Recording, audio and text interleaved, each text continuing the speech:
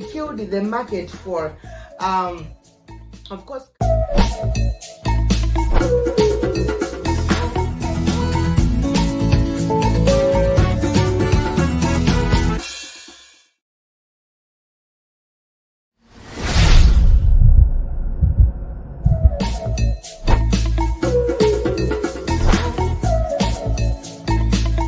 So now this had killed the market for, of course.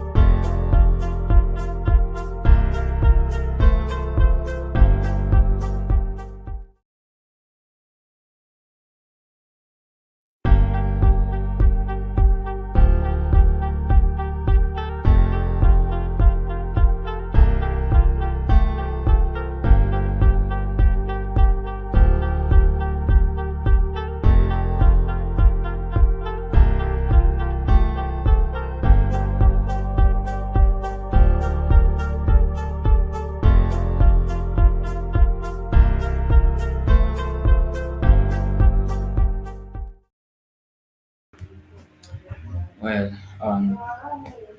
good evening, ladies and gentlemen that are watching me here on Black Fire Network. It is a Friday. Today is, of course, 12th of July 2024, and let me hope everything is moving on well. We are broadcasting live from Kampala, Uganda. My name is INNOSSETU. It has been raining actually for the last 2 days. It has been raining in Uganda, and right about now it is drizzling outside. It is too much coldness, though I'm not putting on those huge clothes. But let me hope you there, of course, has been so good. For those that are it's still morning wherever you're watching me from, good morning to you. And for those that are in places where it is evening, a good evening to you. Yeah, today, uh, today's topic is, of course, why Africans are poor despite on the rich continent. We see that very many people are talking about African continent to be the richest continent. Yeah, we believe. Me too, I also believe in this. But why is it that we see African people, uh, of course, are being too poor to this extent? Why is it that we see African people poor despite of the richest continent? So there are a lot of factors that we can attribute to that. Extremely, a lot of factors that we can attribute to that, because when we look at the resources that we have here in Africa, they are worth millions of money to elevate the standards of living of African people. Why is it that the richest country like Congo, where almost rare world mineral resources are mined, it is considered to be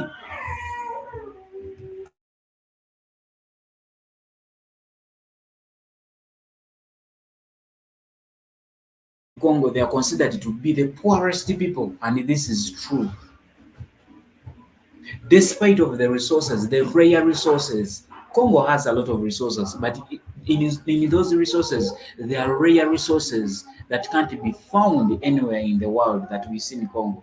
But we see Africans still remain poor after all, after having that huge, of course, after having those huge resources in their countries. When you look at Uganda itself, It is also a country that is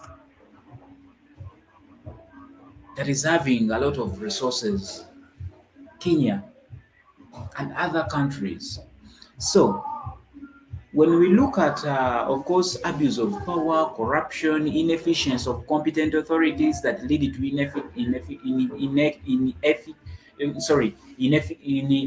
ineffective resource management, we are going to tackle these things factor per factor. Now, let us start with corruption. When we see corruption in African countries, corruption is rampant in African countries. There is no African country that is not corrupt. All people that we see, all people that we see in big positions, in big government positions in African countries, these are corrupt people. These are people that have mismanaged the African resources. These are people that have sold African resources outside to the foreigners without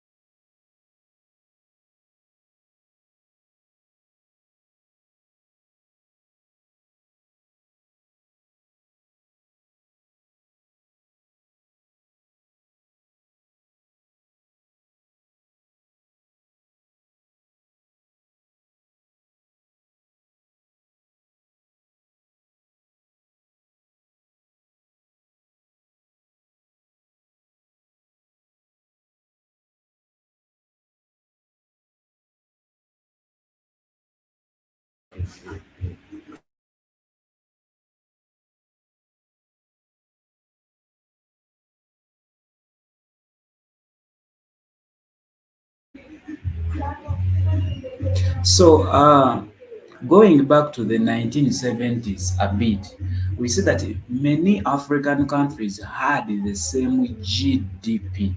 Let me repeat. In the 1970s, many African countries had the same GDP as Asian countries. Many of the African countries, let it be Uganda, let it be Kenya, let it be Tanzania, Zimbabwe. In the 1970s, many African countries had the same GDP as the Asian countries. After they were devastated by wars and exploited by the colonialists. After only 30 to 40 years, Asia developed vigorously while Africa was left behind. Up to today, many African countries, especially those in the sub-Saharan region, and this is where, of course, East Africa is and stuff, remain at the bottom of poverty line. Below are the main reasons, of course, that are causing this deadlock. When it comes to to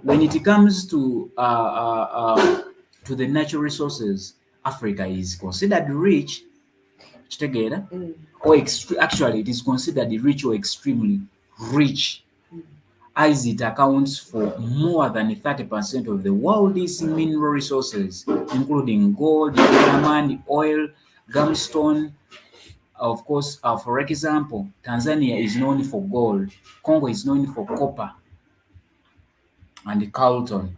Namibia is known for uranium, and Botswana is known for diamonds. So, yet nearly 50% of its population, especially those in the sub-Saharan region, live below the poverty line, earning almost less than 1.25 dollars a day. For instance, the Central African Republic has consistently been ranked as the poorest country in the world. Together, the lowest in the Human Development Index and the unhealthiest in the world for many years. First, Africa, to a certain extent, failed to catch up with the Green Revolution. Asian countries, on the other hand, of course, was able to ensure food security through their investment in agriculture development.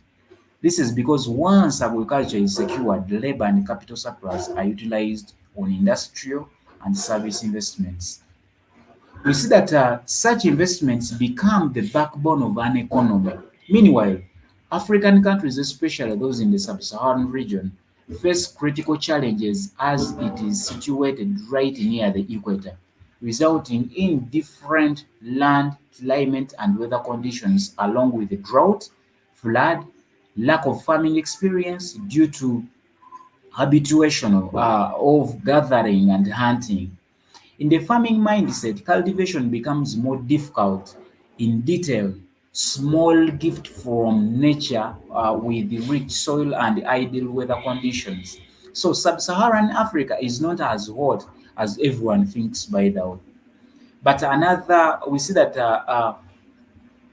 African leaders, of course, are blamed. We blame African leaders for not being keen on developing agriculture as other countries like the Asian politicians and the technocrats. Instead, they aim to exploit available resources rather than agriculture development. For example, many agriculture products in Uganda are imported from other countries like China.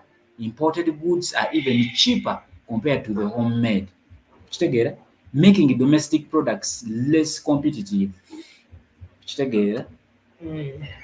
So if at all we see that the products that are made here in Uganda, they are more expensive than the goods that we import from China, USA, how Mm. will these goods compete effectively in the market? Kitegeera? So that makes us still poor. So the second, of course, factor I'm going to talk about is corruption. Abuse of power and inefficiency of competent authorities lead to ineffective resource management. So most of the revenues from the exploitation of resources like oil, coal, gold, etc. fall into political elites, and national income is not properly distributed to the lower class. Additionally, the trickle-down process is slow, and in some cases it does not even happen. On the contrary, for Asian countries, thanks for redistribution of policy through taxation and social welfare programs. So economic development has supported the progress of social development. So the blood diamond film, so what explains that we see that the processes where big economic contractors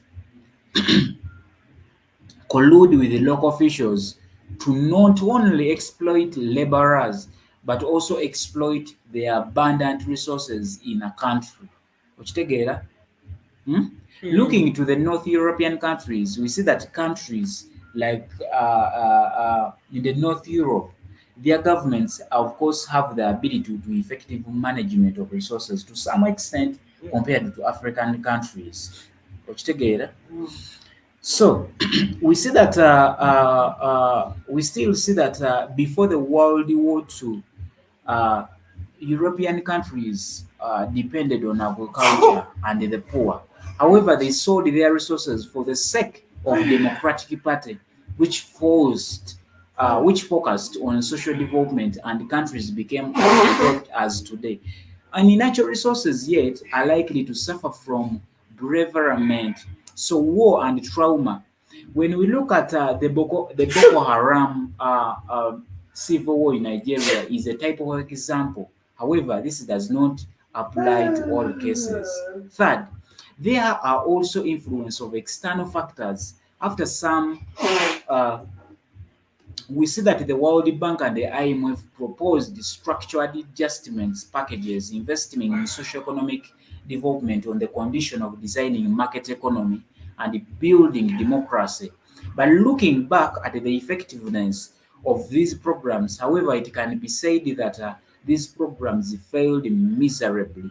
The privatization of national companies with capital flooded from the Western countries and was later characterized as neocolonialism in African countries. So, resulting in local business to run bankrupt, rampant unemployment, and shortage of output. Also, these programs employed a top-down approach rather than failed and request to establish democracy going against the multi-tribal grain natural traditions that has made many, of course, African countries separate more than ever. So being here for a while, we see that uh, That's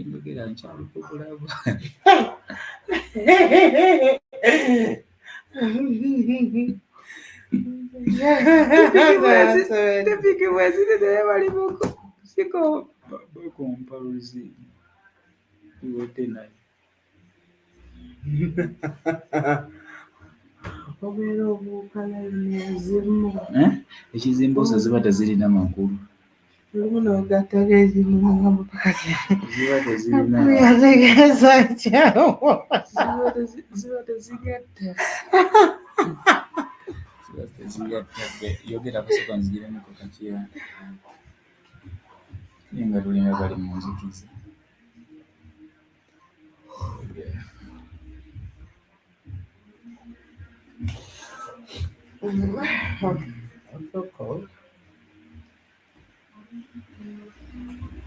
Waliwo yatulabira omugundi wajja waddayo wa mukama alabika mukama wo ndowooza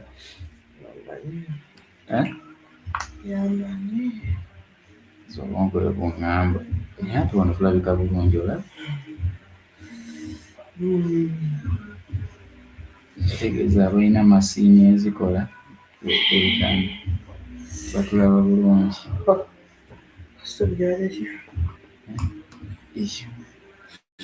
Well, Africa as a continent has, of course, for a very long time, has had different scholars debate and discuss about the issues as to why Africa as a continent still remains poor, despite of either the natural richness or the natural wealth, which should, of course, have put Africa to the top of in the development. But of course, this is like I always say at times, um, it is my this is how I view this entire topic. Um, for a very long time, we've come across people who blame whatever the situations in Africa. The world tries to bring out statistics about Africa. A lot of economists try to bring a lot of course, resolutions, and of course, different ideas, and it all brings us to one, um, blaming Africa for not taking probably responsibility. Um, but it may be true to a certain extent. But when you look at Africa as a country, first of all, its geographical location is perfect for trade and good economical development because Africa is apparently close to very many countries, right?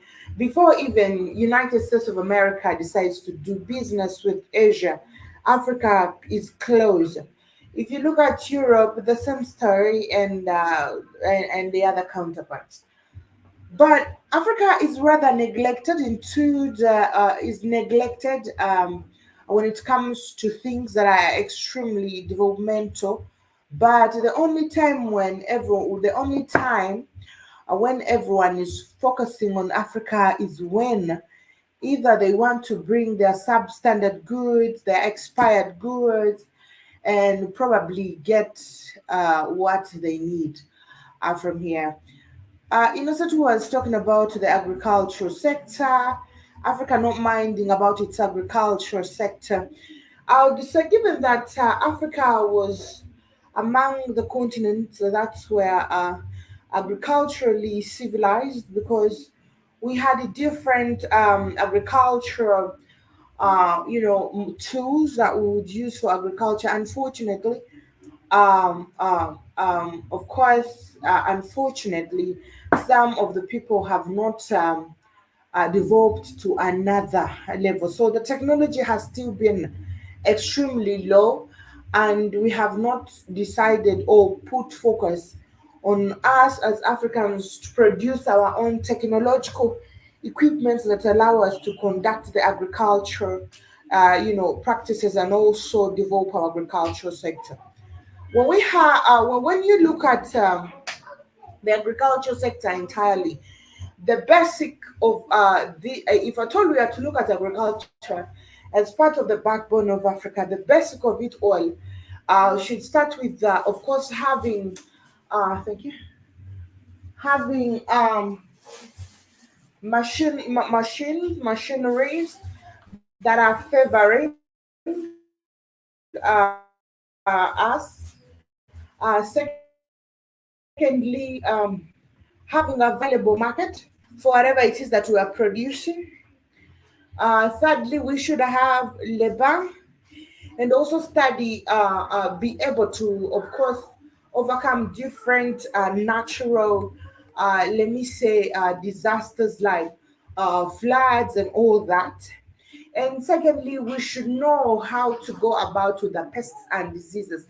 Now, that is if we are to concentrate on our agricultural programs and make agriculture the major impact on Africa's, economy. But of course, we know that we have got different things that can still take Africa forward besides agriculture. But agriculture, at least we know, more especially from the east, central, west, and the southern part of Africa, we know very much at least every family has two to five people carrying out agriculture in Africa. Now you can understand how big this is, and it doesn't matter whether it is commercial, you know, or if just for home consumption. But apparently, at least everyone has an idea. Now, the problem that we usually have is of course, letting other people who don't know exactly how we go about everything decide for us. We have got the pharmaceutical companies from outside Africa deciding that this time we are giving you this medicine, these pesticides and the herbicides and whatever, for you to control whatever it is that is affecting your farms. And then boom. And usually we know that these people always have a reason behind their decisions. So a lot of people have embraced this. Secondly, we know we've had a very huge change in Africa's weather, and this has been man-made. And we have had a clone rainfall, cyclone rainfall. We have had some heavy floods, and these have been man-made. Really, no, you can tell me a situation like that. That even if we wake up to say now we are holding our agriculture by the horn, our agriculture sector, and making sure that we control it, we still have people who are capable of sabotaging this entire thing. All right. Now, so for some good time now, we've always told you guys that our climate and weather and everything has changed and all that. It cannot be predicted anymore. It's unpredictable. It's not like before when you used to say, now it's about this time we're going to be doing this and that. Now you cannot be so sure. And then we know that we have got new pests that have been introduced, new diseases that have been introduced on Africa's soil. And a lot of Africans are yet to know how to go about these things. And these things have actually been introduced before. We have Bunobuka, which are American weavers. American weavers. We have got a lot of we have got a lot of diseases and pests that were brought here by different, continents, countries. Sorry, and they have this has been and the attack of Africa's agriculture has been here for long. We have American weavers, we have German, whatever. We have all the things, and they are named. They are named according to the people who created these things. Now, if at all we have people out there who are addressing such kind of issues and they neglect the fact that they don't want to point out fingers to the real cause of Africa's destruction, to the real cause of what is going on in Africa, then we are lying to each other. Then we are lying to each other. Because it is, I've seen a lot of economists, a lot, no matter, even if you try to show different ways, brag about whatever it is, if you do not address the real cause of the things, Africa is not going to move forward, and it will never do so, because we are shying away from the truth. Because we have got people who are really, does the world think that Africans have sat on their ass and they are doing nothing, really? I don't think so. People are trying. We've got African young people trying. People say Africans don't even work. Who said Africans don't work? Africans are being exploited. Africans are being exploited work-wise. We have got people working. We have got young children who are even not supposed to be working, trying to make sure they find ends meet. We have got everyone trying to think about what is going on, but the reasons we are always focusing on are the wrong reasons. And if we see if we see economists out there trying to compare, you're trying to compare bullshit. We know, and I know everyone knows what they are not doing right. But how about what other people are doing to us, which is not right? Now, let's assume that everyone decides, okay, right about now, since we are talking about Africa not concentrating a lot on its, of course, agriculture, and probably people are not trained. Um, what if we train everyone? And then we are having everyone going out to the farms. We are having Africans producing. How about this weather that is being created by man? What are we going to do about that? Are we going to sue them in court, and are they going to agree that they did that? What about the pests that you are seeing on African soil that are even named after the origin where they are coming from? What about the diseases that are being brought here? And so the story goes on, and sometimes no matter what you try to do, things are still hard. They are very difficult. So what if we wake up one time and we say, all right, first we have had many African countries that try to import agricultural tools or technological material equipment, and these equipments have been manufactured in countries like Norway, China, Japan, India, and where. And these tools are being bought by African governments to come and probably improve on our agricultural sector and our agriculture. But again, they forget that these tools are not meant for Africa's agriculture, because we have got different landscapes, we have got different types of soil, right? The soil that is where Innosetu is, or Innosetu's village, is not the same soil from my village, but we are all in Uganda, right? The soil that is in the southern part of Uganda is not the same soil you're going to find in the north. So, but we are getting, that means this soil is still not the same in the southern part of Africa, and so on and so forth. But we buy these equipments, we buy all these equipments to help us, and these equipments were drafted, or these equipments were built to support the people who built these equipments. Mm.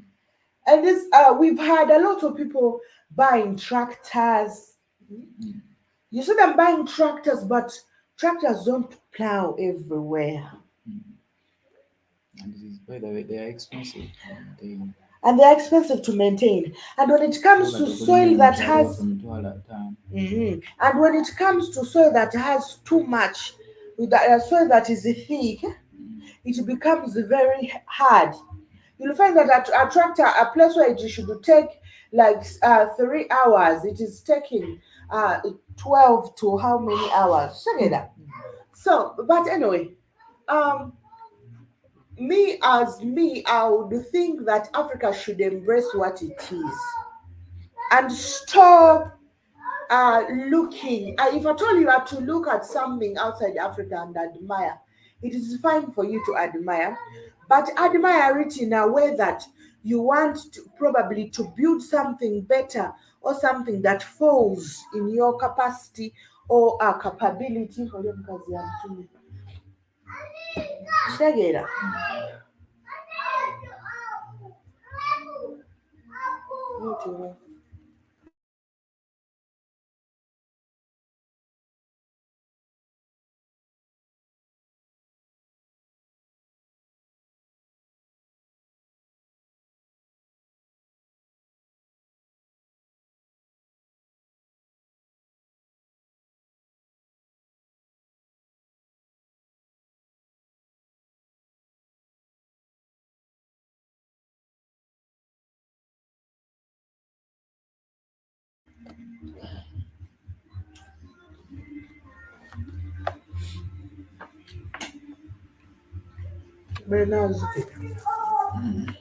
Si kirungi kubeera nga tugikuba muliro we gutadde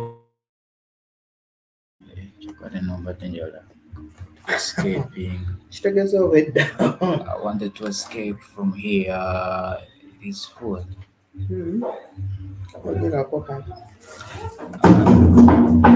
Today I was in town. Actually, I was surprised to see a guy, of course, who reasoned like the wife owned this guy. Omusajja ansanyusiza nnyo. The guy he was high alinga mu 52 something, but he's in his 50s. But the guy was reasoning. He's an educated man, but someone who reasons. Actually, I don't know how the conversation started with this guy. The guy actually was having a conversation with some people around. Yeah, I found him having a conversation with people around. The guy was like, uh, the person who introduced English in Africa is the person who killed Africa.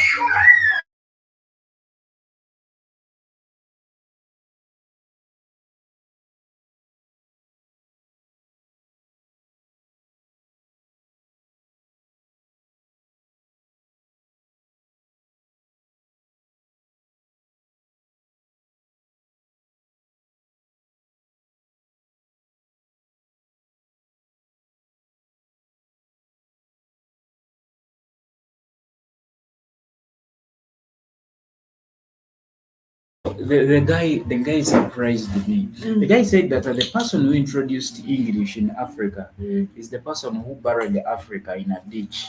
Which together, the guy said that when you move to countries,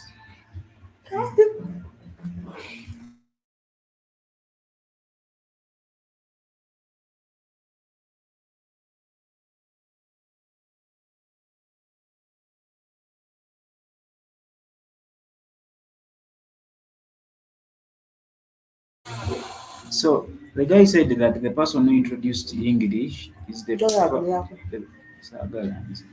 person who buried Africa in a ditch. The guy said that if you move to to countries like, let me start with India. When you move to countries like USA, UK, when you go to school to get skilled. mm, Which together, you don't go to school to learn English. Which together. mm.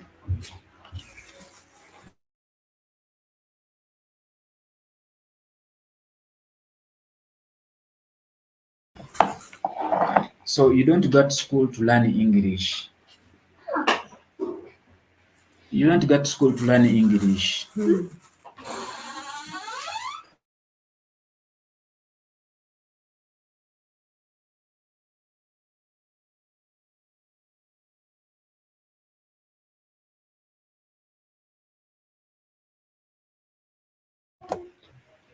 Like he said that when you got school, you in those countries. I say you got school to get skilled.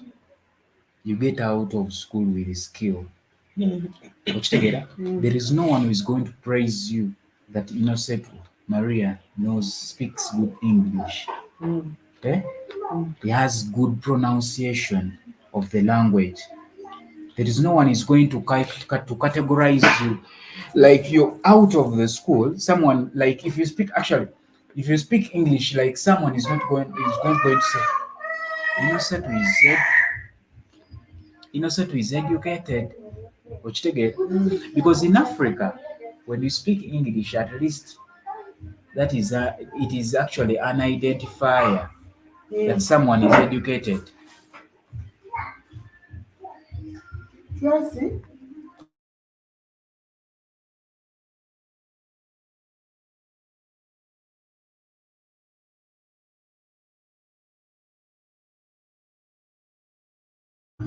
In African countries, when you speak English, someone will automatically say that you're educated. Mm, Someone will say that you're educated. That's what comes in their minds. mm, It doesn't matter whether you have the skill or not. People have been employed to different companies, to different industries, to different ministries in the government just because they know the language, but they don't have the skill. mm, Because the Muzungu introduced it here that someone who knows English, someone who speaks the language, understands almost everything. mm, And that's why very many people that speak, when you go to Africa, for those African countries where their official language is English, people who speak English, they are the people that scam people a lot. But you take it, because they pretend to understand how things move. And people, just like people look at the Bazungus and think that the Bazungus have money. If they see Bazungus around, they think they have money. It is the same case, it is the same mindset people have towards the people that speak English. Whether they learned it from where or where, as long as someone can speak English, they think they're educated. Check it. So the guy said that the person who introduced English here is the person who took our competence. People spend a lot of time learning English rather than getting the skill they need. Chitegera, as long as he knows how to speak actually the language stuff, it is done. Chitegera. So that is where problems come from. I also think I also think it is very hard for Get out, you go. Thank you. Atesha kaine mpaka.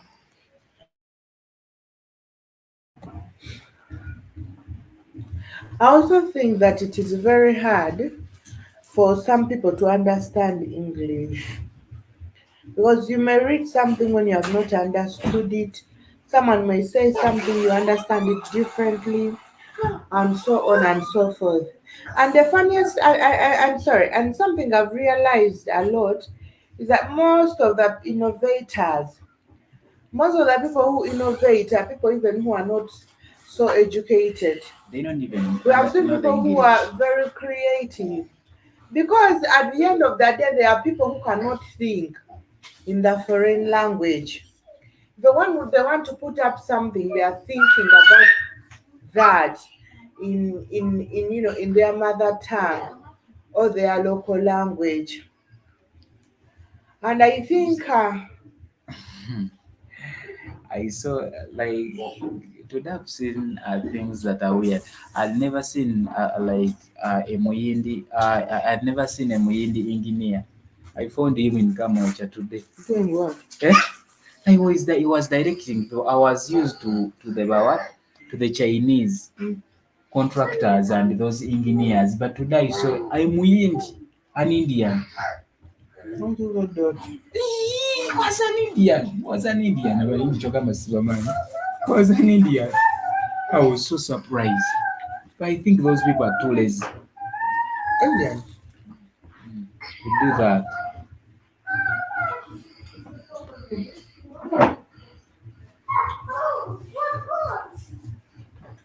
Indian. See, that's why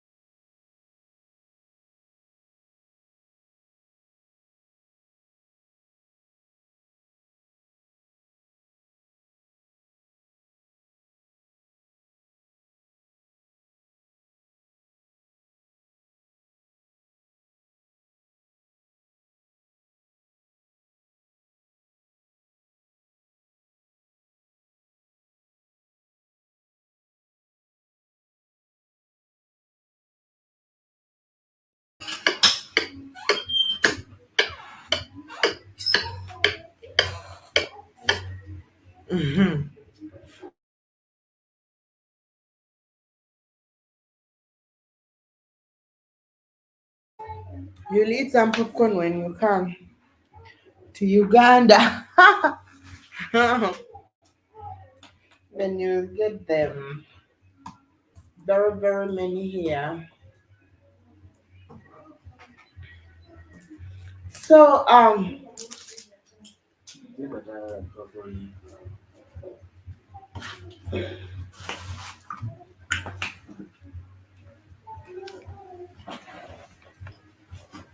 but Java doesn't want to travel.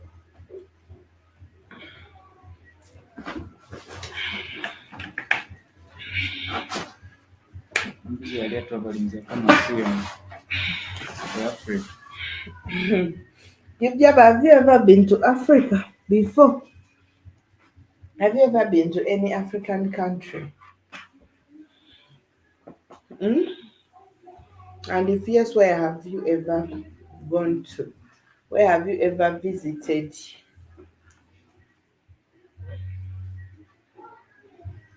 For those who would wish to travel to Uganda, you're welcome. We have a very extremely big house up country. You can come to our village. Just get yourself a visa.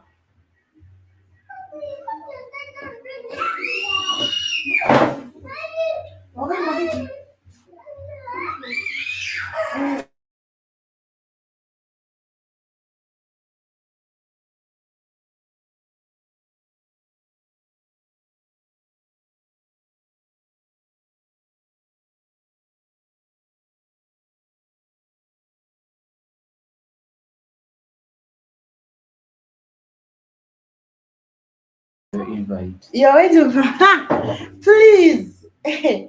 You're welcome. You're welcome to Uganda. Don't mind about food, eating. Well, Don't remember, mind about where to sleep. Don't mind about food. All right. No, just come. Go to places. Seriously, come with your wife too and enjoy.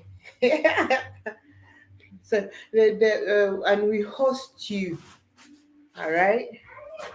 No matter about paying and those expensive hotels, they're always not nice after all. You can't. I'm serious. They're always not nice after all. You go to hotels, you don't see what have you not seen? A shower, a good bed, or what? No. When you come to Africa, you have to experience the real thing. Go to places, meet with people. Don't be alone in hotels where you're gonna find the fake people. They're supposed to serve you. Go to the village, meet people who don't care. And they're living freely because they don't even care whether you're speaking which accent or whatever. And they're fine with it. I think that would be the best of you moving around. You're welcome, Jibjaba. You can come with your wife. We are here. Just get yourself a ticket and a visa and enjoy. So yes, and it's always a pleasure. By the way, you know, like we are saying. So we have looked at the agricultural part. I decided to speak about this agriculture because of a lot of people usually concentrate on Africa's agriculture, and everyone has their own stories when it comes to agriculture and all that. But I also try to show you the potentials or the possibilities behind a lot of unsuccessful, a lot of unsuccessful things. Even when Africa takes steps, at times they end up not being successful. All right. That would be good for my soul, not being around Mozungu. True, true. Because by the do you know that most of the tourist sites here you will find even still a lot of Bazungus, and you will find a few black people. I don't know if it's a Corolla. And you don't know. Huh? And you don't know. I don't piece of Corolla. I've passed through like someone was taking it down. Mm, Pieces of Corolla, mm. but I didn't know that that place is filled with Bazungus Eh, until today. A lot of Bazungus are very at all ages. There are very many there. The Others youths, have the built young houses. ones, the elderly are in that place. that There are colonial even place. cafes where you like find a lot of them. Mm-hmm. When you decide to go to good places, of course you'll meet a lot. A lot of But me, bazungus. I feel if let me say like if Egypt Jabba decides like he's coming over to, let me say, Uganda, and by the way, even moving to Kenya from Uganda, or from Kenya to Uganda, it's just a short distance. It's not long. Someone can even drive there in a day and then you're there. But if someone has come, especially a black person or an African person, or someone who has African, who is an African descendant, I don't usually advise them to go to those fancy places, because what have you not seen, Mm. right? What have you not seen? You've not been in. Have you not had good beds where you are? Have you not had some, showers and bathtubs and My all that? location is 10 to 25. Okay? 20% as. Oh, yeah, I see.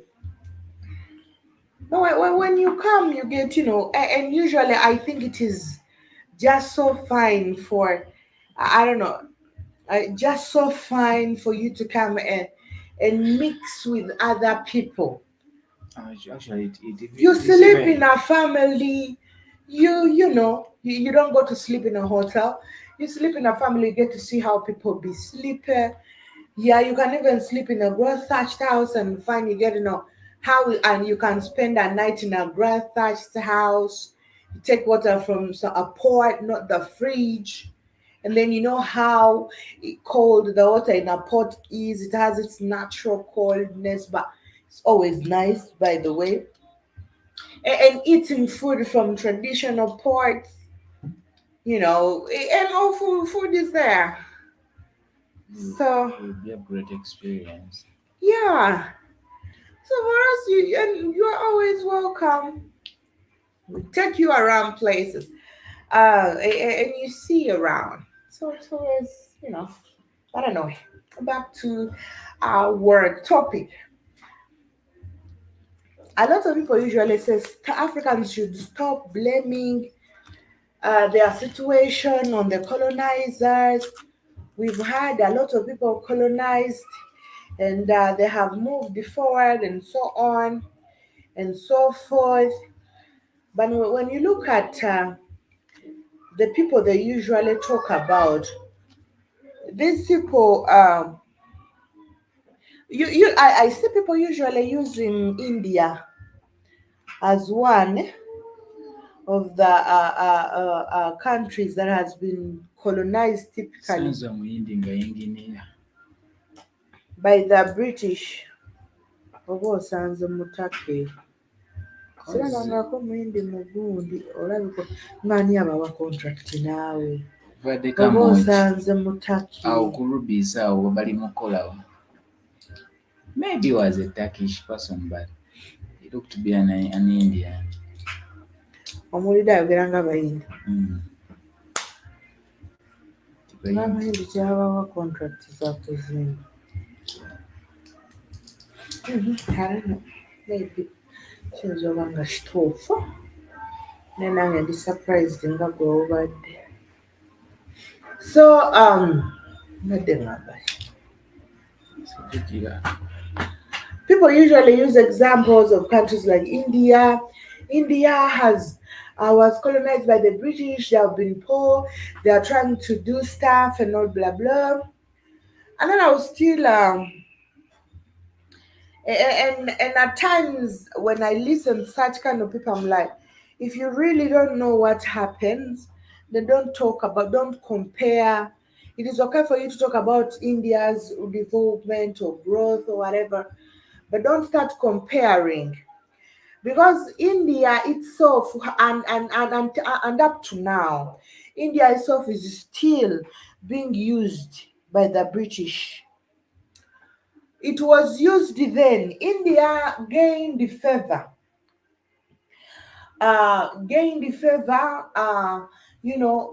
during the days of colonialism, where we had a lot of India soldiers here trying to suppress rebellious groups and all that. And this puts India at a certain position of colonization. Until now, even when you're entering Congo, you will still find that there are a lot of Indians who are still, of course, guarding and protecting mineral sources, even offices, United Nations offices, and so on and so forth. Because Indians were vast with Africa's territory um, um, from before, during the days of colonialism. Now, if they were given this advantage, it still runs. And this is why we happen to see a lot of Indians in the UK and all that. Most of them have citizenship. During the days of Amin, we could see Indians having UK passports. They were here. They were given land, free land. The British come and say, Indians, we are giving you this land, take it. The land in Uganda. Now you can imagine such people, and you're trying to compare. This is West Africa. You should stop crying. We have had such kind of people in Asia, and now they have shut up, because you even don't know what really happened. And a lot of people be there making their weird noise, a lot of content about of full of stupidity, and they don't even know what really happened. So you cannot compare the situation with India. India was a weapon, was a man weapon that was used against the Africans. And this is why we have almost these people in almost all places that were colonized by the British and other people. Until now, we still have Indians claim some part of Uganda and some part of Kenya. Some others say we belong in South Africa. We also have a movement as Indian. You saw Mahatma Gandhi. A lot of bullshit between these people and Africa, and we know the agreements they made. So India has not, India for a very long time, it has not been suppressed. Yes, they talk about we are going through a lot. They have their own stories. Yes, we know. They have their own stories with fighting and, of course, trying to gain their territories and all that they lost to the British and so on. But we know the contribution of India to the colonization of Africa. So you cannot say that someone who has that will, or who has given the will to do that, is not different from you, the oppressor, or you, the suppressed, and the suppressed, or the oppressed. So a lot of people be talking. It is okay.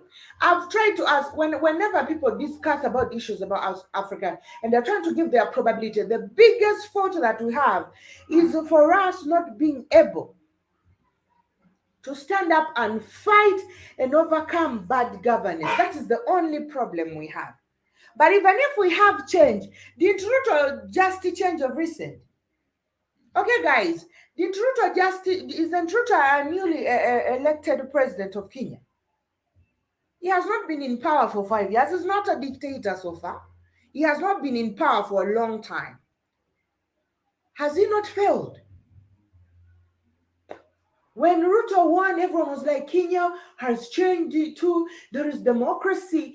Isn't Ruto doing the same bullshit? I think this is not the thing we want. And we are fighting for we are looking at the wrong thing. Everyone is talking about change, but who is coming? Okay, we want change, but who is coming? Fine. Are we going to stay running the same bullshit from one chain to another and so on and so forth? Really, is this what Africa really needs? And it's where everyone goes wrong, because the first thing someone's going to be complaining about is how old the leaders are, is how old they are, how long they have lived in power, and how there is no democracy in Africa. Okay, when we changed, then what now? What is the direction? We wake up one time and say, all right, Uganda, fine. Okay, your dictator has been in power. I know. Bobby Wine come in the picture. And everyone's going to celebrate. Definitely, the president of Uganda is gone. Now we're having Bobby Wine. Where is he taking us at? because every leader comes with their own. Now Ruto also came with his own issues. And now Kenya is even crying more than it was crying during the days of Kenyatta. And shit is really happening, really. So I think most of us are focusing on that. Everyone is talking about bad governance, and bad and bad. Are you sure? We want change. You want change to what? Even the people themselves don't know what they want. Apart from news, I mean, we should talk about the economy. You don't know what to do to try and fight your economy. You don't know who governs your economy. You don't know who's controlling your economy. Because no matter how you want an economy, no matter how you want a good economy, if you don't know who is controlling it and break away from this person, then what are you? Then why are you crying? Then why are you crying? So people went definitely. Ruto did not deny having collaboration. Oh, sorry, I'm having flu. Ah. Ruto did not deny his relationship with the Bazungu. He did not deny his collaboration with Bazungu. In fact, for him, he was so openly showing the relationship he has with the United States and UK and other countries. And everyone did not look at the circumstances at which this will affect Kenya. All they wanted was the change. We are falling in love with the wrong people and for the wrong reason. Because if you want change and then you are voting a leader who is being influenced by external pressure, a leader who is being influenced by the Bazungu, a leader who the Bazungu need to be in power, and all you care about is me, I want to change, this person should get away, and you don't know who you are bringing in that picture. Now, when Ruto, of course, won elections, not only did Kenyans celebrate, but the United States and UK celebrated. We saw the UK sending their prince and all that. We saw a lot of people trying to have visits in Kenya, and a lot of stuff. Okay, and a lot of people were like, yeah, Kenya is moving forward. We are seeing now America is coming to Kenya and we are going to have a bond. To the point that we have some military people in many Kenyan bases. Camp Simba is a military base which has got Americans settling in there, the American military officers. So far, Kenya has like three base camps, military base camps, where a lot of American military officers are basing now. And I still ask why is you of course we had the people move from Kenya to go to Haiti. Instead of you moving your American people to take them to Haiti, you're coming to these camps, you're coming to these bases, you're sending your military officers for what?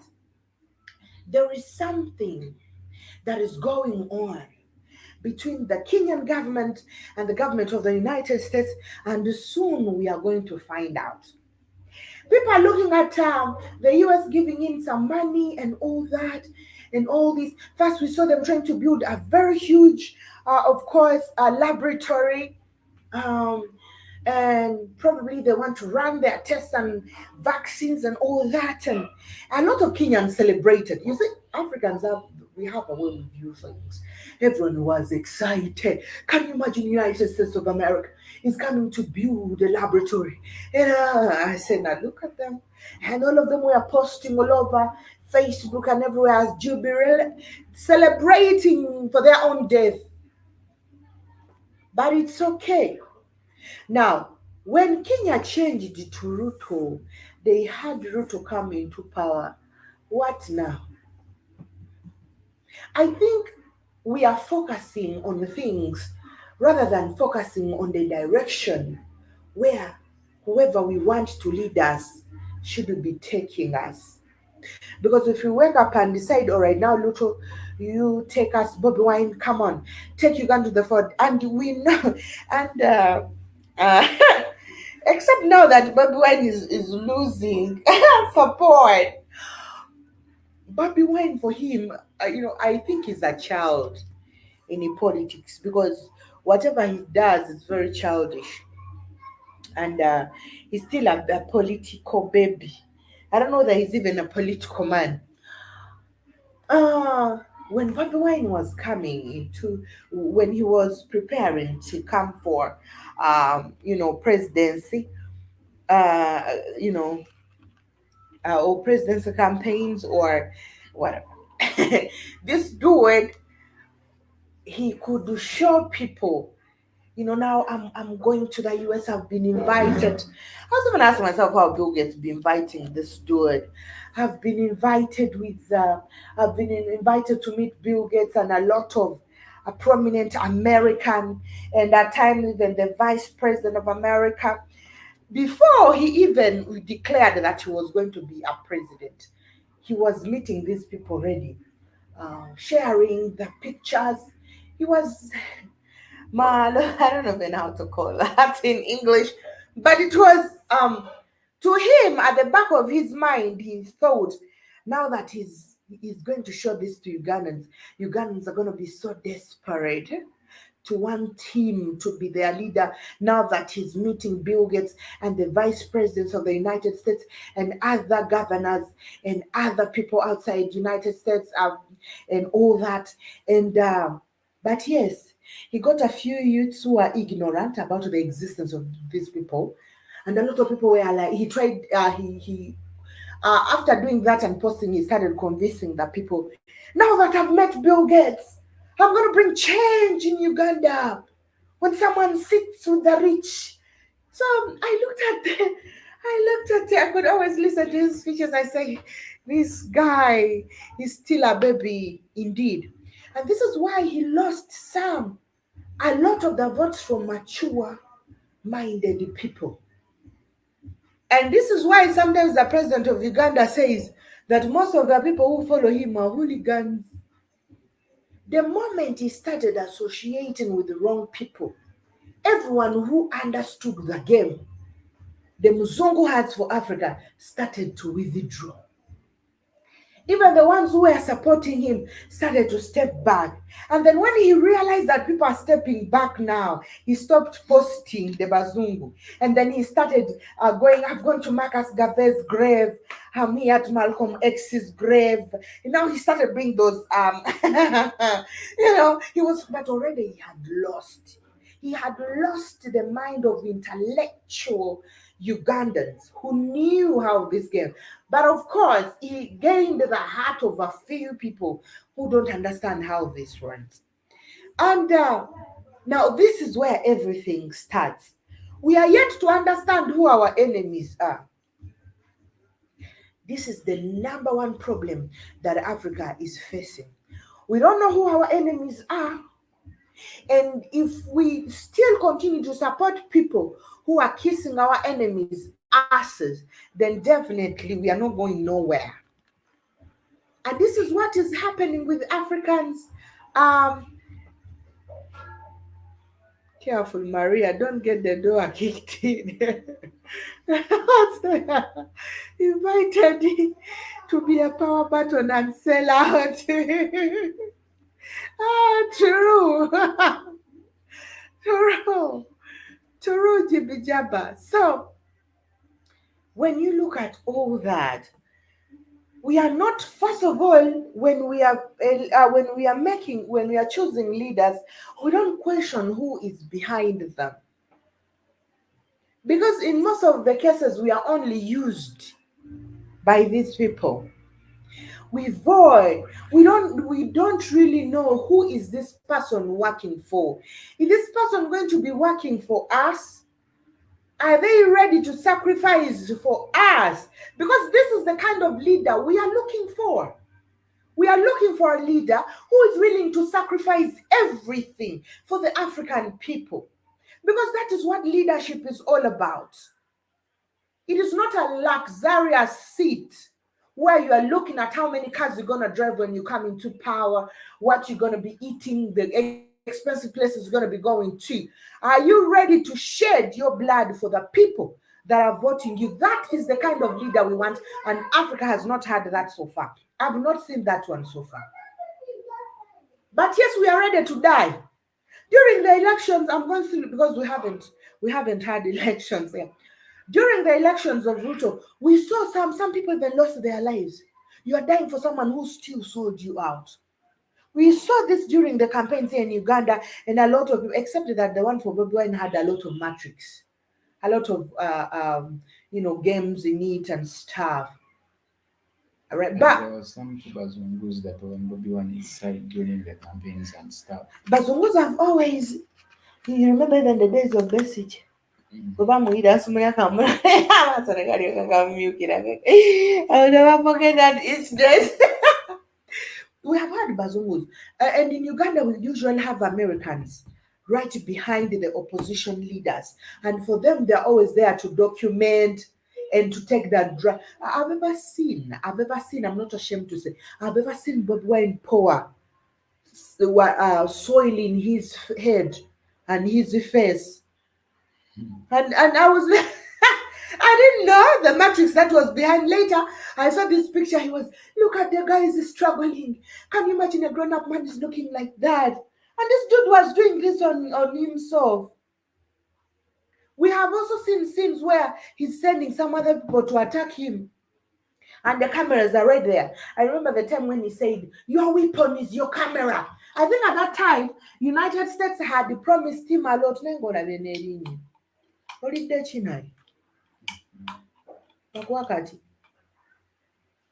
Huh? There is that time when he was so very sure that America is going to fight for him. You know, America is also a funny thing. They don't fight where they know they are going to lose. And when they are with you along the run and realize that you are going to lose, they leave you in your own ship. They step aside, and that is what they did to him. And I know they are never going to come back because of recently I met one of his. We saw one. Who is this guy from your village who went to CNN in Puga? Was the leader of opposition. Yeah, but now he's with that guy. Huh? So now we are seeing the cameras turning to someone else, and he's in Bob Wine's party. We are seeing CNN, BBC, and all that. They are turning to someone else now. Yeah, They are so letting go Bobby Wine. And for him, and by the way, he talks sense. You can see from his discussion that he has got the brain. Now, they didn't know that Bobby Wine was a fool. They didn't know because, but this is the guy you will. If, by the way, if you want, you go to Bobby Wine's interview, whether with the BBC. I think this guy is misrepresenting Ugandan brain out there. Someone who's being questioned different things and is answering different things entirely. At times, I think maybe he has just written his own answers, and no matter what you ask him, he's supposed to deliver what he has come with, that he doesn't want to know the question. Sorry. Sorry, guys, excuse me. Oh, okay, I remember there is time actually it was still actually I'm going to look for that clip. I'll be sharing it in the group through you. Okay. There is time they asked Bobby Wine. It was BBC still. That was the time when Bobby Wine started what he calls struggle. They were um, we have never seen you being a leader. Like, don't you think that you need to know about more things? Actually, it was this Muslim woman asking this Bobby Wine. Like, actually, they asked him something. Questions that he needed, and if he was to answer questions that were very important. And he jumped this actually. Question. Yeah, the guy was like, for him to lead a country, he doesn't want to know everything. I think it is the answer that he replied to this Muslim woman that he doesn't need to understand everything to lead a country. The question was like, it was an open question. Anyone could answer that question, but stupidly enough, due to the fact that he doesn't have that wisdom. He doesn't have that wisdom, and whenever they ask him sensitive questions, he doesn't have answer for those questions. It's not like we don't. It's not Me, like we need I someone. feel ashamed when I'm It's watching not it. like we want someone who answers questions frequently, but we want someone who is wise. Being a leader, it needs someone who is wise because it starts with wisdom. If at all you have wisdom, you can lead a country. Today in Uganda, we don't need a new, actually, to me, we don't need a new president. Mm. We need new policies that apply to our society. Mm. He sounds like Biden. Ane Biden naye musiro bulungi. This is true. This is true. And second one, And Biden osobola bamuyita simanya like oldest duck. The just people bazungu. abantu abayideli. They don't have serious questions. People ask serious things. So we need the policies. We need the new policies that apply to our society. We need the policies that can elevate people's standards of living. We need the policies where Africans can mine, can exploit their resources. Because there are places, however much you're Ugandan, however much you're Congolese, you don't go to those places. They are Bazungu places. Mm. And these are mineral areas. So we need the policies that should chase away all the Bazungus that we see, all the British people that we Before see. even we talk about changing leaders, Mm. So what we need, these are the policies where Africans it can work on its issues without any external influence. Because for you to become a leader in Africa, you have to be having links outside. Let's go to the western part of Africa.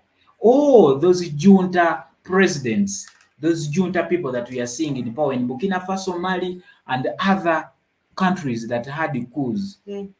These are places where these people collaborated with another group, Mm.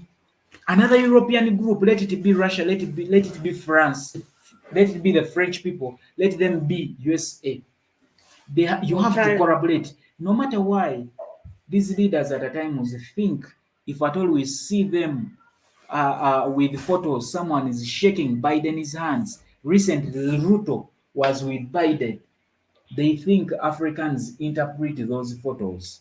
Don't you remember? Don't you remember when the other Mzungu was saying, Kenya is should be lucky.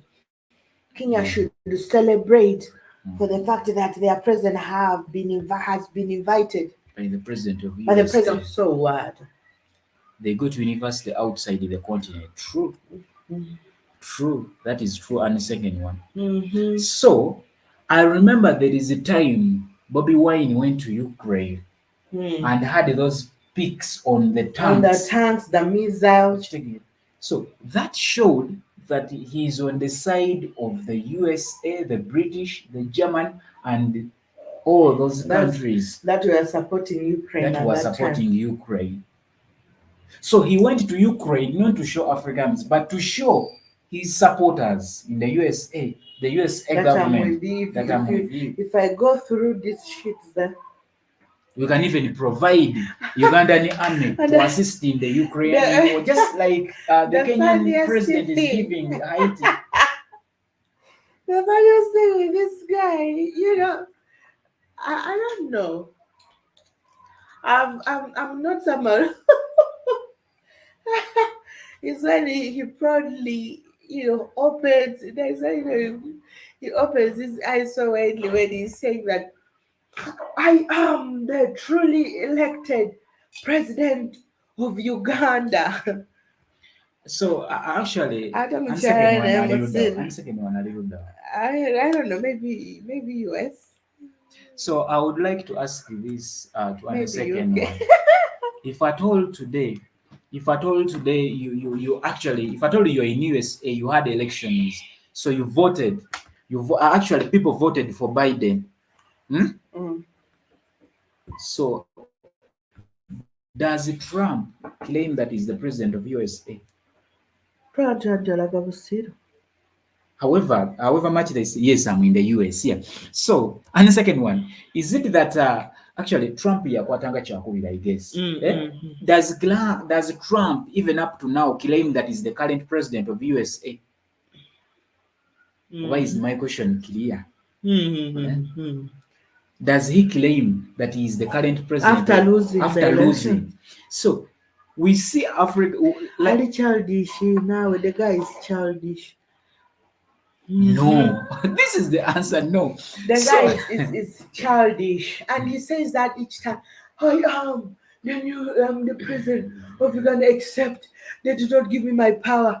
How can you, a grown-up man, if you are, show Twala, take it, take the power. Don't be crying on camera like that. I think that one even shows how stupid and silly you are.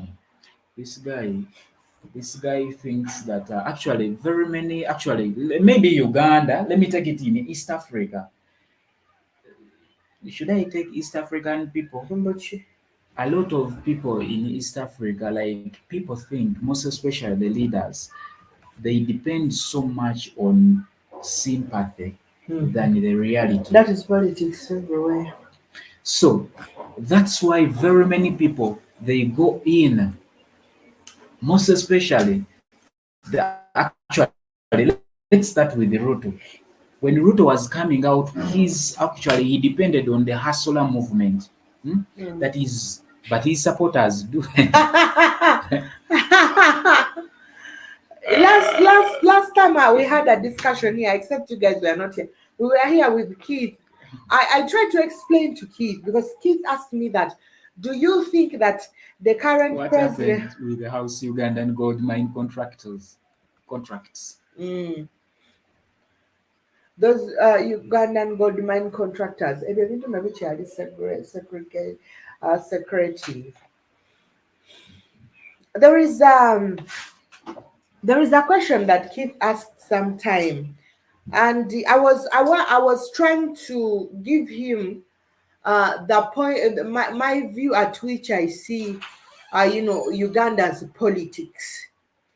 You see, there are places in Uganda that don't even know Bobi Wine exists, but there is a certain category of people that are willing.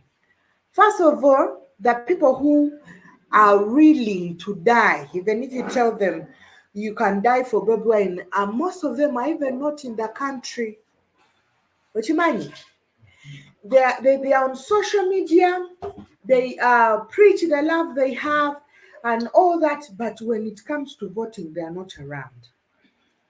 That is one thing that kicked him out.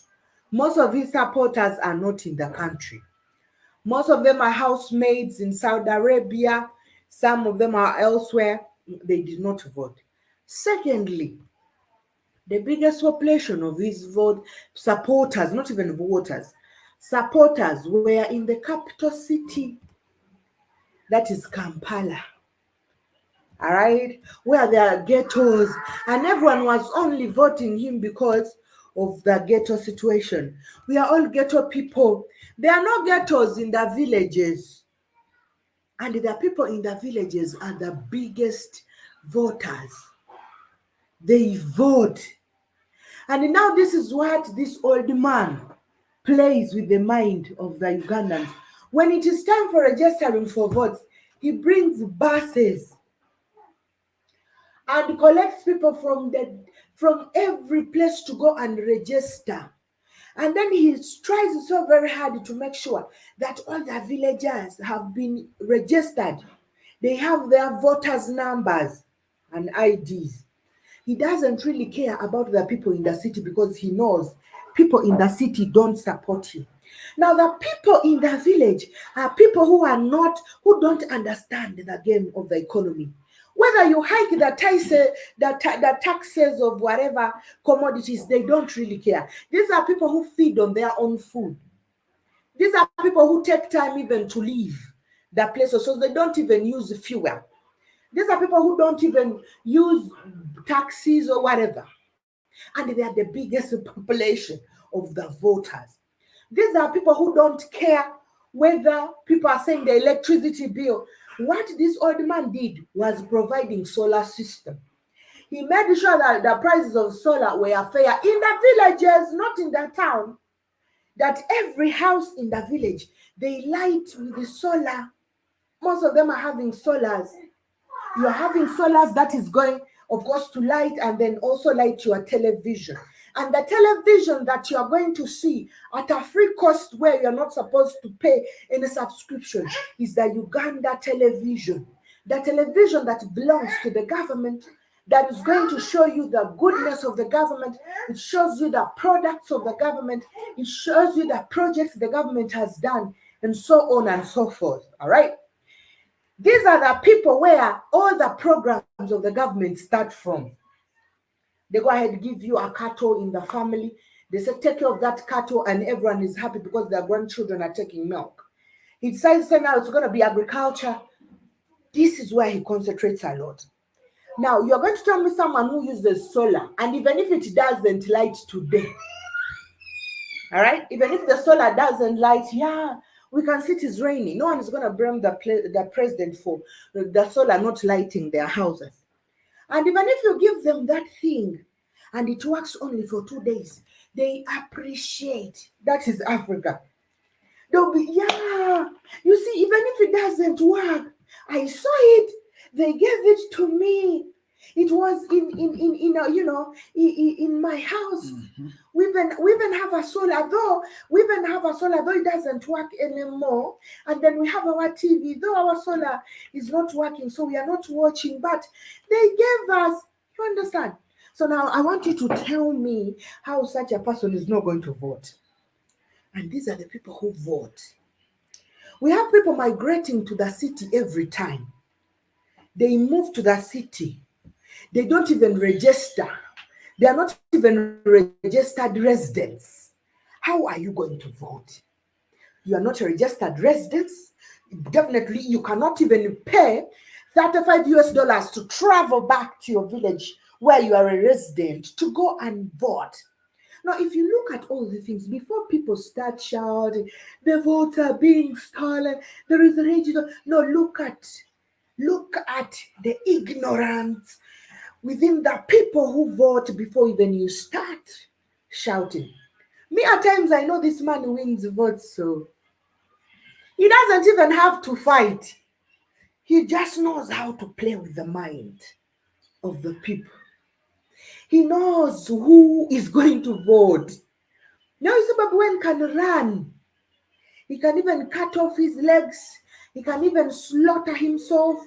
And everyone running about around him, actually, at the end of the day, they don't even vote. They are not even registered residents. Some of them are even afraid to register because, you know. Chief Jabba says that a Western indoctrination teaches us the village is the ghetto, the unsophisticated. But ghettos in Africa, they are not villages. But ghetto Ghettos are in town. Charismatic. charismatic leaders are dangerous. Yes, yes. So the guy They always is. preach propaganda. So this is how this guy is playing his game. And by the way, until you see all these opposition leaders, until they address this particular thing I'm telling you about, nobody, I'm saying this now, in the next election and another, nobody's going to take that man away unless it's going to be violence, through, but if it's going to be through elections, they are failing again and again because they are not addressing the real people they should be addressing. For us youth who are shouting, we don't have time. Everyone is making passports to go to Saudi Arabia. By the time voting comes, they're not around. And at times we are even people who are working. When it is voting day, it is not a public holiday in Uganda. Work goes on as usual. Now tell me, who is going to leave their working spot to go and vote? Most of the people will not. All right? Most of the people will not. We have leaders, you don't know who to address. You don't know who your voter is. You are shouting when the United States is not coming to vote. Like Obama with the magical Negro. Yes, Jib Jabba. This is why I'm telling you, it's gonna be hard. Actually, when you hear that all the man in Uganda has won again, believe it. Accept that man is not cheating. He's not stealing no votes. Um, yeah. He knows where to campaign. He knows what to do. He knows who to talk to and for what purpose. Ooh, power is going. Hi, yeah, yeah, yeah. So if you look at this man, I told you sometime where people used to have or whenever it's closing to campaigns, you see a lot of hose, all right, hose being put on trucks, heavy trucks carrying like a thousands and a thousands of hose, and they are heading to the village. Now you are giving a villager a hole. And the villager is going to say, now this hole, I'm going to use this hole for something like 9 seasons. This is someone who has been using an old hole. They can't even afford the hose. Not because those people in the village have money. They have money. Actually, they are among the richest people, I can say. You see, people in the city, they don't have money. People in the village have money because for them, they involve in the real things that bring money. You will find you will by the in the village children, youths of our age have houses, and you are in the city. You are going. You're 28 and you still think you're young because you are seeing naked people all the time. You are seeing women who are 40s are still behaving like little girls, and you don't know people of your age are owning like three rental houses even in the city, but they are basing in the village. Now it is in the village where real money is at. And this dude knows. And all his energy, he concentrated it right there. It is very hard to find someone who is like in their 24 plus and they don't have their own permanent house Yes. in the village. You see, people picture the village in their own way. When it is a permanent house, we are not looking at the grass patch. Because this person, at the end of the day, he has a very huge farm of coffee. People are going to be coming and buying coffee. He's going to earn millions of money. At the end of the day, this person has sugar canes. Factories are going to come and buy and is going to earn millions. At the end of the day, this person is doing poultry and other things are coming to the city. This is where we have rich young people and the comfortability they have. It is for us in the city who are desperate. Each time, oh my God, my electricity is gone and I can see now the tariffs are high. What is going on? Each second time now I was traveling to school, I can check the transport has been increased. I didn't even have the money. They are telling me the fuel is high. The people in the village don't know these things. But they have money. They don't know. Now for us in the city, bam, Mamorunyi, Jama, hi General. Simanya adada kolutu. Nga Yesu Biswahili. Your dip is so nice. Innocent is in love with it. Yeah, no, most good. But there is time actually towards elections in Uganda in 2021. Bobby Wine like made his kids to travel abroad. This was a guy that was saying that they like Museveni must go either by peace or force. So the people like actually a lot of people withdrew from that point. Like the people was like, for you have made your kids to travel abroad with your woman. So And you want us to die you want us to when die. your family is not Because the here. guy was like, USA is with us. If I told Yeah, you America, he wins was the yeah, yeah, I elections, remember. just be ready where you America is are. gonna fight. Get ready. And he had to, of course, take his family. I remember. And people were like, so for you want us to die. So to me, it doesn't matter the leader. Mm. However, these incoming leaders like Ruto, I will start by Ruto. By the way, Ruto has been in politics for a long time. Mm. However much he wasn't in these big positions, but in the recent years he was the vice president of Kenya. So Mm. it means he was in the government. And he He's knew how someone it who, was yeah, run. he knew everything how it was run. He was of course someone who had money. Mm. Eh? Mm. He's a rich man. However, during campaign, during the elections, actually used that wheelbarrow as their kind of staff, bichani. Sympathy. So that Mbali the sana kama people, mama so that the tutapanda. people of Kenya can sympathize with the Ruto. But when election, like what we need, like I said at first, is that we may not need new leaders in Africa, but we need new policies, just like it happened in Kenya recently, where the power of people influenced not to sign a stupid silly financial bill that doesn't work for the Kenyans. Kenyans are going through a lot. Kenyans are going through the post-COVID situation. People are not employed. People are not working. People are not getting anything. The people whose salaries were cut off during COVID-19 have not been, of course, their money has not been added per now, but they are bringing the financial bill where it has a lot of structures that that make people to look like that are making people not to achieve, of course, a standardable standard of living, an understandable standard of living. So I think we don't need leaders. Leaders do nothing because these leaders, they hide too much in the laws. They hide too much in the policies. They hide too much. I remember there is time the president of Uganda said that Yore's claim have stolen almost everything in the country, but I'm someone who gets. He said 3 point. Was it? It actually he said 1.5 m. Si million emu n'ekitundu. He said he gets 1.5 m per month, the president of Uganda, as a salary for his service that he delivers to the Ugandans as a president. He said he gets 1.5 m as his money, but the guy is rich. He said, for me, I'm a farmer.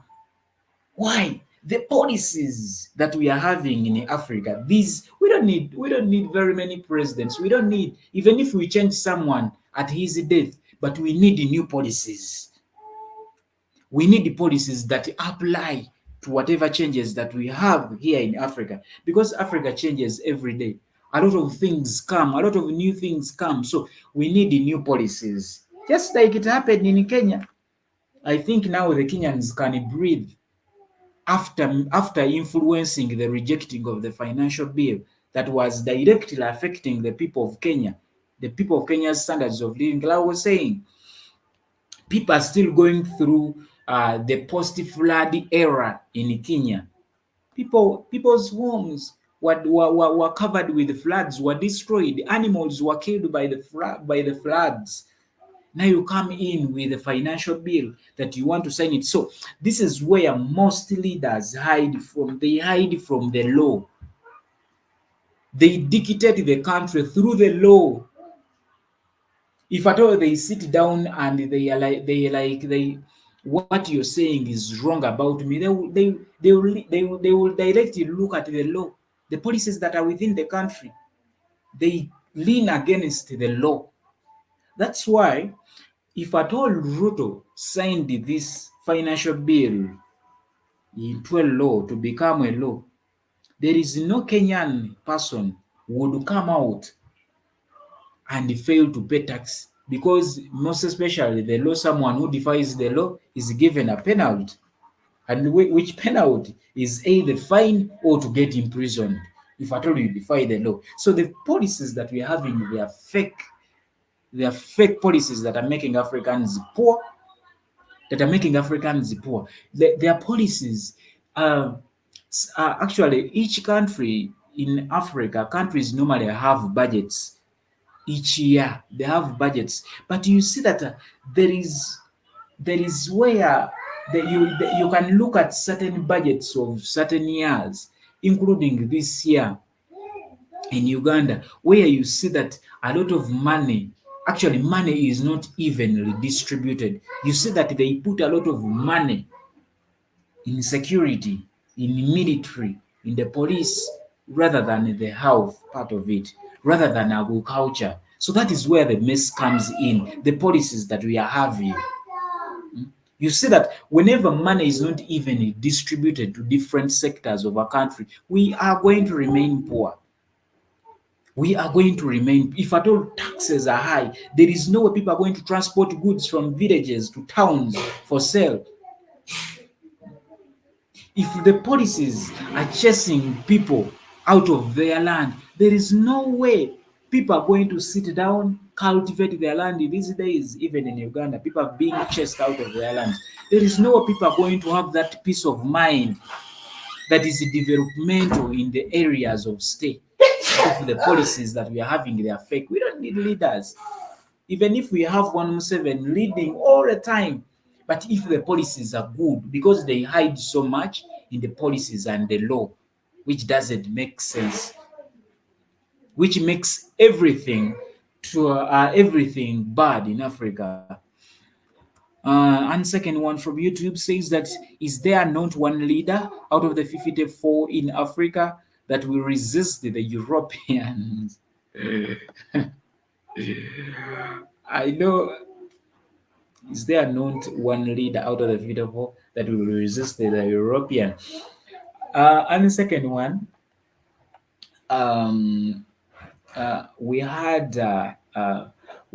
Gaddafi. During Gaddafi, at least Gaddafi had this, by the time he died in 2011, he had started. Let me say that because he also has cooperated with these Bazungus.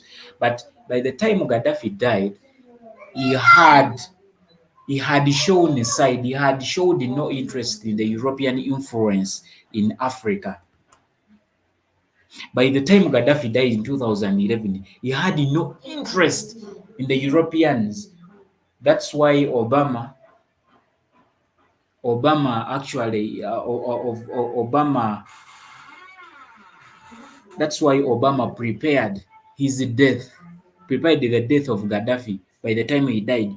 This was a guy that had an idea of merging all African countries into one, and that is the United States of Africa, which would make sense by now. We will be now eating on the fruits of the United States of Africa. Because if at all we combine, if at all the African countries are merged into one, I think we can work on ourselves.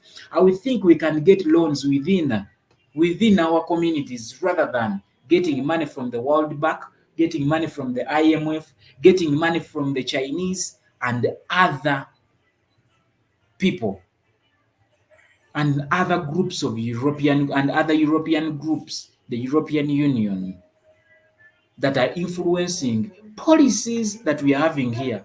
Because if they give you their loan, you have to pay that loan either with the resources, because most especially these people don't need money. They need resources to exploit. They give you a loan of 10 billion USD, US dollars. In return, you have to back it with minerals. They have to get the minerals because they think Africans, they can't pay out these loans. The Chinese, they give infrastructure loans. At the end of the day, they go to the same roads and tax those roads directly. So to use that road, there are roads here in Uganda. Here in Uganda, there are roads we have that are taxed by the Chinese directly. To use that road, you have to pay. So, uh, so however much we demand for different presidents, however much you may be having stupid people, because there are a lot of, they're not actually and second one said charismatic. Someone to be charismatic has to be intelligent, But there are people that we see that they're not even charismatic, they're just comedians. Because if charismatic leaders, these are people that are creative, but someone who reads a script, someone who makes his like who lives a scripted life, he's not a charismatic leader. Because charismatic leaders, these are people that are intelligent, these are people that are creative, these are They know people how to they, read yeah, they personal. dissolve in everything. But someone who lives a scripted life. And the second one, you may invite someone on a show like this. You ask someone, what is your name? He gives you your names. Then he starts reading the other script because he lives a scripted life. You ask him different questions, he answers in a different way because the script reads that. So if you bring such a person into power, if you bring such a person in a country that is having bad policies, things become worse. Because what is disturbing Africa, their policies, not the presidents. Presidents may look to be simple stuff, they are influenced, but they are influenced because of the policies. We still have the policies that worked, when we had just gained independence. We still even know how to call our lands Milo land, Crown land, Crown land for what and reason? all This is that. Uganda, this is British Africa. Chitage. stuff. Mm. And We, when we you, are still having actually the British policies. because the crown land is normally it is the British land. It means they own this land, not so. Mm. They own this land, so it means the British can come here and influence everything on that land because land in Uganda is divided into two: the crown land and the Milo land. The Milo land, that is the Kabaka. Apart from in my home though. Mhm. Now the Milo land, this is the Kabaka land. These were policies that were signed. Why don't they cancel all these policies? Why should we live on these policies? By now, we don't need them. That's why a lot of people are chasing people out of land in Uganda. People are killing themselves because of land, just because of the policies that we are having that affect. Does King Charles visit Uganda? Does he? He doesn't. He has never visited. For us, we are lucky. In our region, people refuse the British influence, and the land belongs to the people. There is no a go between. Not even the government is involved. People have their own land bus. You don't even pay. So now I'm sorry, Sasul, because Now it was to your land. now, when you buy land, actually, when you buy land in my area, first of all, you have to meet the real owner of the land that is having the title, the chapa. You pay in something to that person, then you pay to the person that you're buying the land. Kitegeera, waliyo owner, the landlord. Kitegeera, you own that land after acquiring the title. Okitegeera? And it is expensive. It might be even twice Yes. expensive to own the title than the land. Okitegeera? Okitegeera? Mm. Then ebyo nga bikomye awo, to build or to make any development on that land, you have to go back to the owner of the land, the landlord. You ask, sir, When you, I'm yeah. going to build something development on your land. Hmm. He or she either allows you to build maybe a residential house or not. If at all he says no, I don't want any development on my land. If at all you you can't do cultivations and agriculture on my land, I don't need the houses stuff. You don't do anything, but you bought this land. Remember, why policies? Land y'abazungu. Huh? Yeah, Yakabaka ate. hey, Kati why does your king treat you like that? olina okuwa obusuulu kyokka on top of that olina okuwa obusuulu osasula mwaka mwaka. erya kabaka erya Why mayiga does the why does they treat why do ate they erya crown kale ery'abazungu why kale do they treat you like that when it's I know. For when our region was and second one refusing saying the that damn, British people, so you don't have full rights to the land. That's renting. True, you are renting. true, true, Hey, true. hey, with all begin our And people and are and saying never and live kati nga ffe tumaze ebbanga tetusasula busuulu era tuli mu fear. The owner of the land ajja n'alisalako and now you can see n'akompeyalinga ku ssente z'abadde ababanja n'alisalako n'ateekako you n'ekibaati can now see nannyini wali obula si yakuguza. Innosetu's land, Innosetu's entire kingdom was so very much influenced by the British. Actually, this was the center. Though the British had a lot of interest in the In neighboring other, places, they resisted. In my kingdom, there is not that bullshit.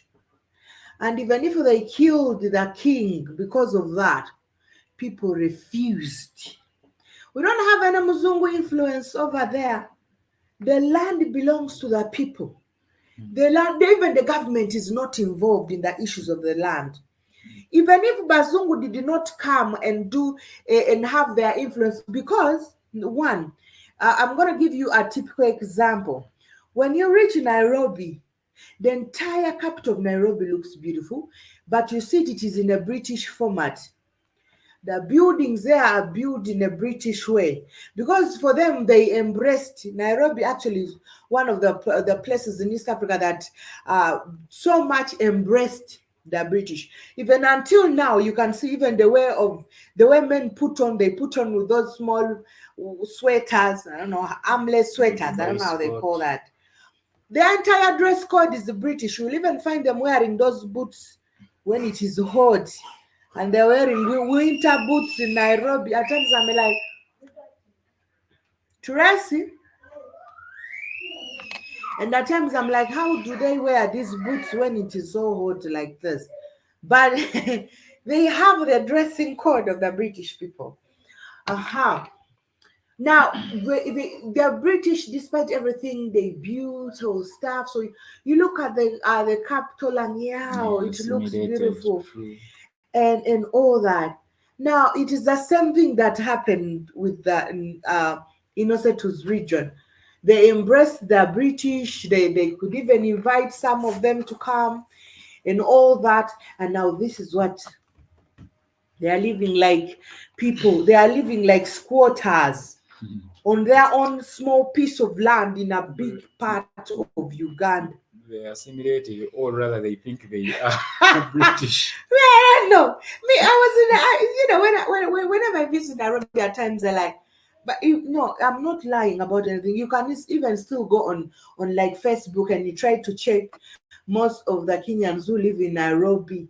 You are going to see them wearing those boots, and when it is hot, even they have why should you wear those things? Those things are for winter.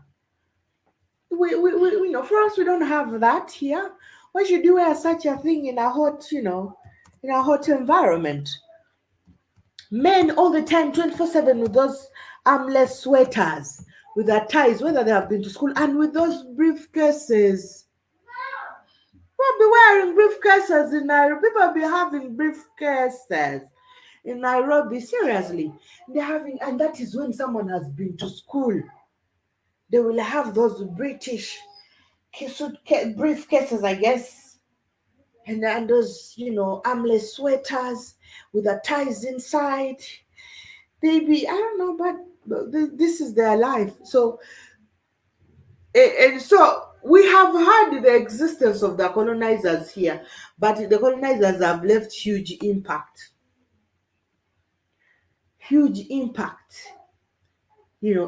in Africa.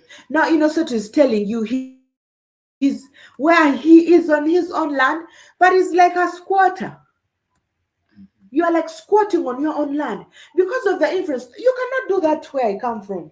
It is not there because for them they rejected that nonsense. They rejected that nonsense. The land belongs to the people. Not even the king is involved. Not even the president is involved. Not anyone is involved. The people decide whether I'm selling my land or not. And when you're selling your land, it is just the neighbor from the other side, from both sides, that should be witnesses. You don't need any witness. And the moment you're having that, oh, ina right n'okusuula akayinja. Okamanya akayinja ke bateeka mu ttaka. If you have, ogasuula ng'oli nannyini oba and the moment tolina. you do that, that means you acquire a legal title. Because there is some But the must court still member. wear white wigs.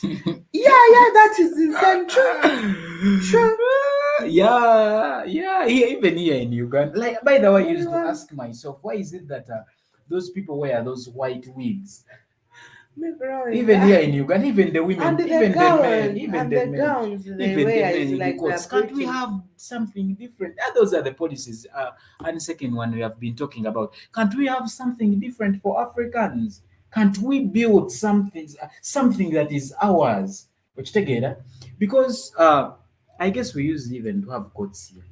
Mm, Which together, mm, because abantu bakolanga ebibi mm, kuva dda. mm. But don't we have something that can identifies we as we Africans? Is it necessary for you to identify court members with that white wig? At times I would ask, is it a mask? Is it a what? Like, by the way, and second one, that's true. And by the way, and people don't question about that. Whenever you dress that one, let it then be in movies, African movies. You see someone putting on that stupid thing on their head. The white element. Mm, And the British colonizers used to wear that thing. mm. So It's crazy, funny. so crazy. So all we have to do is to look into the policies. If at all the leader that is we are the leaders that we are having, for example, because I don't know what happens with Kenya, I will find out and see. But here in Uganda, it is the parliament that makes laws. Kitegeera? After The making it, same thing in Kenya. so after the parliament makes laws, nga basindikira executive signing of which president yagikulira. Kitegeera? Hmm? Mm. Judiciary it approves, then what? The president signs Lalo. that law. So the leaders that we are having, the leaders that we send to the parliament, they should be conscious about African issues and what Africans go through right now. Let's not select leaders because of sympathy, because someone has been squeezed, someone's balls have been squeezed, someone has been sent to jail, That's how women someone fell has for met Bob Wine. Biden, someone has been someone has been in Ukraine, has taken a photo, a selfie with that big machine gun in Ukraine. We get sympathy that he becomes a leader without knowing the black consciousness. Kitegeera? Without knowing what we really need as we Africans. Robert Williams bali yawulirawo badda. Has it? Eh, Are you sure? Robert Williams, long time Robert Williams, he says that truth to be told, we are not getting out of this shit without losing some lives. True. Yeah, even the second one says facts, Robert. By the way, when you look at Kenya, a lot of people were killed. However, there are few people actually that are being talked about Basuka Nakun that were killed in the incident of rioting and striking. But a lot of people that were killed, however much Ruto, due to the fact that the protest that was going on in Kenya, like Ruto had just visited Biden, so he was covering whatever that was going on so that he doesn't show outsiders that is someone who is. But the claim is that that guy burnt people Hey, in he a banned church. people in a church. Sometime back. Not of recent. He's not a cool guy. That's a guy. Not of recent. So si musaago naawe leka bamuzannyireko ajja bbala. Si musaago. Oyo guy mutemu naawe. So a lot. And by the way, the Kenyans actually, however much in the western part of Africa, we saw a lot of coups happening there. There is no change we are going to see because all these coups were influenced by the what? By still other groups, other European groups. Okitegeera? Everyone just wants to have a piece of Africa. So we may not see a lot of changes in the western part of Africa. Let it be Nigeria itself. Okitegeera? Because I think it is Nigeria that hasn't received a coup in the recent years, but it has never had a coup. So in East Africa, we are seeing actually riots like in Kenya, we had protests recently, and people got what they wanted. Okitegeera, they achieved a change in the policy that was going to affect people. So this is a wake-up call to all African people in all African countries. Okitegeera, it is a wake-up call to all African countries, naddala East African countries. When you look at Rwanda, people go through a lot in Rwanda. People go through a lot in Rwanda. When you go to Tanzania, by the way, tuludde n'okwogera ku Tanzania. When you look at Tanzania, however much Tanzania is a woman-led country, but Tanzania, people in Tanzania also go through a lot. Kitegeera? We can only reduce the unemployment level in Africa by retouching the policies that we are having here. Leaders, even if we have Ruto leading the country for 100 years, but we're having different policies. Kitegeera? Zitwetaaga. Nga zekyusa bwekyusa. Si adi ffe tufune engeri. No, ffe tufunewo engeri gye tuzikyusamu. We look for a way of changing them.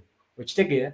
Ye nawo abeerawo. Because a good policy, it doesn't even give the president a lot of privileges. Okitegeera? There is one time I watched nalaba prime minister we German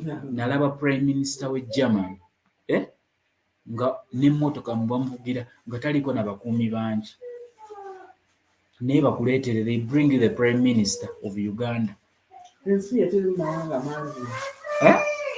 Tamanyi nga tuzigeraaga ensi yaabwe baagala ensi yaabwe. Baagala ensi yaabwe. Naye temuli mawanga mangi. Soko nekintu.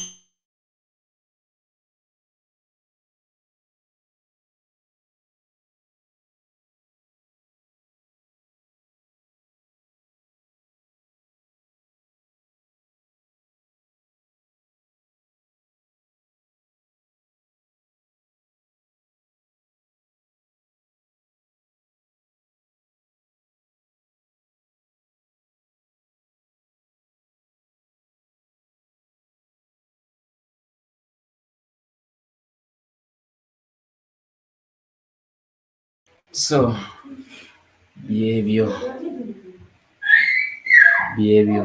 But we have seen bloodshed. We have seen bloodshed in different countries, but still things remain the same. So there are countries where we have seen bloodshed and things remain the same. Kitegeera? Different countries have had bloodshed. When it comes to coups, actually, when it comes to a change of government, do you know people that get killed between that period, reaching to the end of change of government? A lot of people. So if you wake up and you want, like, you bring your kajanja, like you want to change policy, they kill you. Bwena yeefeera tasaafuga soka sima musirikale amagye gokka tegamukkiriza nebamuteekako olumuteekako wayitawo eddakiika ne bakijjako tekisobokanga tekisoboka. It can happen like anti asobola okubeera nga Ruto. The situations can go nga Ruto. Asobola kufuga ate si musirikale. Asobola okufuga ate si musirikale ate tabeerangako. Kisobola okufuuka. He can only be nga mugagga nnyo kuba abantu babagula na ssente.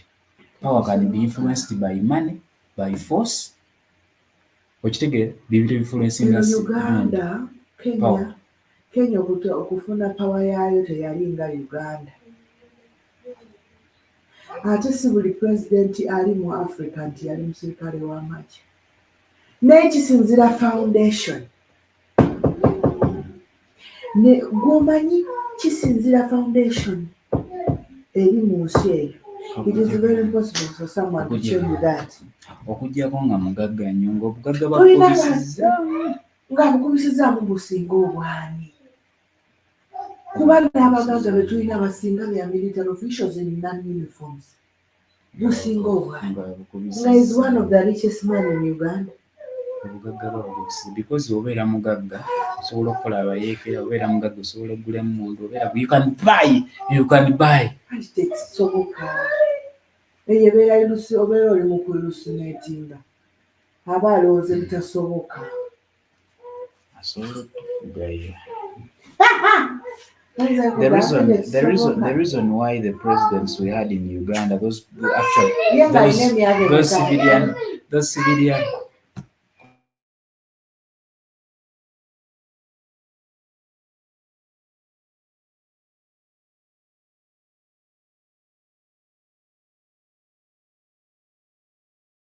those civilians presidents that we had during that time that were changed easily.